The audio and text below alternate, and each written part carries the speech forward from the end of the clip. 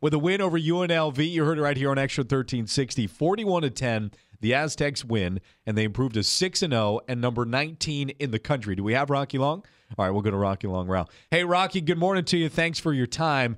If you had your druthers, I think you'd like we were just talking about day baseball, you'd like to play a little bit more day football, wouldn't you? Well, certainly. I mean, I think college football should be played at 1 in the afternoon every Saturday, but they don't ask me that, and TV kind of tells us when to play. We don't play any afternoon. I think we have one afternoon game out of 12 regular season games. Coach Rocky, it's Tony Gwynn here. It's something we may not fully understand, but what was the feel like of Las Vegas, and do you think it made any difference in the game at all? Well, I thought going into the game felt a lot different preparing for it because of what happened in Vegas. And I thought on game day, it took a good quarter of the game before it seemed like a real football game. I thought they did a great job with the pregame memorial to those that had passed away and that sort of thing. I thought it was really emotional. I thought both teams were emotional. And I thought when we started playing the game, it seemed like there was something missing. But about the second quarter, it got to be a real football game.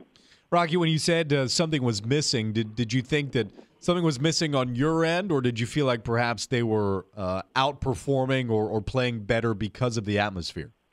No, I just thought that the excitement level wasn't like it is normally at the opening kickoff. It was kind of a dull, worrisome deal that we were playing football. Maybe we shouldn't be playing football. I just got to feel that the excitement level wasn't the same as it normally is at the opening kickoff. But after a couple pretty good hits on both sides, their side and our side, all of a sudden it became a football game again. In the post game, Rashad Penny was asked about his Heisman chances, and he elected to really talk about his teammates and what had happened in Las Vegas. Well, how does his leadership kind of circulate through that locker room? Well, I think we do a nice job around here with our seniors. Our seniors are our leaders. We put them up as leaders. We meet with them all the time. We talk about anything under the sun. And obviously, we're really lucky this year because guys like Rashad and a lot of the other seniors, they're team guys first. They're not individuals. They're team guys first, even though Rashad is one of the best running backs in the country and has a chance maybe to get a vote or two for the Heisman Trophy. I think team success is number one to him, and I also think that we have some guys that understand the meaning, especially the seniors, understand the meaning of what happened in Vegas. You know, we were talking about it leading through the week, and you know, it was more like going to a funeral than it was to a football game. But I think they understand the significance of the event, and obviously that overshadows any individual honors or awards or anything else. You know, Rocky, there was a moment, and Rocky along with us on Extra 1360, Fox Sports San Diego. Aztecs, number 19 in the country, 6-0, and they'll get set to take on Boise State coming up Saturday night. You'll hear it on Extra 1360, 7:30 p.m. kickoff time. You know, you mentioned Rashad Penny, and he went viral a couple different ways. One, how impressive he was in that interview post-game. We're going to play that audio after the conversation, Rocky. But also a hit that he had on a UNLV player when he lowered the boom. You've somewhat asked Rashad to be a little bit more physical, right? I'm guessing a play like that is something that you're looking for? Well, that kind of play obviously makes him look really, really good and makes the poor defensive back look really, really bad. I can remember playing defensive back and getting run over by a running back like that. It's very embarrassing, but it makes him look really good, and it was right next to our sideline, so it excited everybody on our sideline, and that adds to the emotional effect, and obviously I think we played a lot better after that, so all those kind of things happen, and, you know, I feel sorry for the DB. I mean, that's going to be shown over and over and over again, and everybody's going to talk what a wonderful run it was and how he lowered the boom on that poor DB. Guess what? That DB plays, too, and he made several tackles throughout the game, but nobody's going to remember except for that one hit. Yeah, I actually feel bad for him. By the way, I just retweeted it at Judson1360. If you'd like to see it again, it's that great a hit. It really is. Rocky, as you guys continue to win ball games, and you just continue to march through your schedule, is it difficult to keep your ball club focused on just the one game at hand and not looking ahead down the line?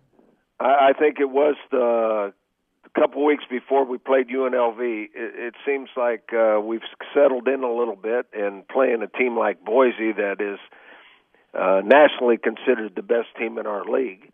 I don't think we'll have any issues this week. It all depends on how good our leadership is. I think we've got really good leadership in our senior class. There's some young guys that might fall into that trap. I don't think the seniors will, and I don't think the seniors will let the rest of them fall into that trap. Rocky, being number 19 in the country, I know a lot of people, and you moved up to number 18 in the coaches poll. I know that there were plenty of fans out there that felt it was unfair that Notre Dame jumped up 5 spots, even that South Florida stayed at number 18. What do you make of being number 19, and when do you really start paying attention to the rankings, if at all? Don't pay attention to them at all. I mean, I'm sure our players do, and I'm sure that our fans do, and it's nice to be considered one of the top 20 teams in the country. That's really nice. But that's all based on a week-to-week performance, and every week we have another game to play, and it only matters if you're ranked at the end of the year in the top 25. That's pretty significant, and that's something that you can be proud of. And if we're able to keep this thing going, I think we'll move up in the rankings when we deserve to. And we're a non-Power 5 team, so we're always going to get jumped over by the Power 5 name teams like a Notre Dame. What would you consider a successful season this year for this particular Aztec ball club? If we win the conference championship and get into a bowl, I guess we've already qualified. I've never done this before this early in the season. We've already qualified for a bowl game. But if we win our conference championship, that's our number one goal. That'd be very successful. Rocky, we'll let you go. I guess we should have just begun with congratulations. 6-0.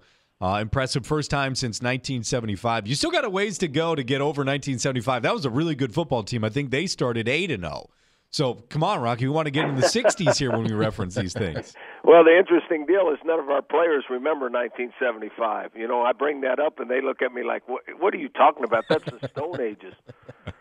Rocky, congratulations again. Thanks for your time this morning. Thank you, Rocky. I appreciate it, guys. Thanks. Okay, good stuff there. Don't forget the Rocky Long Show every Wednesday, 6 p.m. Get an entire hour to talk football with Rocky Long.